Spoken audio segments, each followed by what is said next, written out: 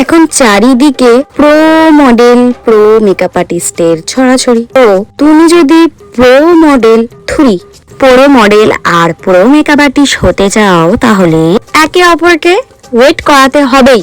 যেমন আমার এই মুয়া সেদিনকারে আমাকে ওয়েট করিয়েছিল অ্যান্ড আমিও তাকে ওয়েট করিয়েছিলাম। আমিও বাবা পুরো মডেল। আমি তো বলছি যে আমি হচ্ছি পুরো মডেল আর আমার যে প্রো মেকআপ আর্টিস্ট সরি, দুজনেই হেভি ভালো রাস্তা চিনি। আমার এই পুরো মুয়া আমাকে রাস্তার এপারে একবার পাঠায়, আমাকে একবার ওপারে পাঠায়, একবার বলে এই মন্দিরের সামনে দাঁড়াতে, একবার বলে ওই রাস্তার ধারে দাঁড়াতে, একবার বলে এই বাস স্ট্যান্ডের সামনে দাঁড়াতে।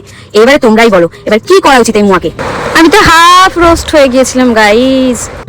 কতক্ষণ দাঁড় করিয়ে রেখেছে আমাকে। আমি ওকে ঠিক রাস্তা বলেছি, ভুল রাস্তায় গিয়ে দাঁড়িয়েছিল। তো দেখতেই পেলে আমার এই পুরো মুয়াকে। বেশি কিছু বললাম না গাইস, যেহেতু বন্ধু হয়তো আর কি বলবো।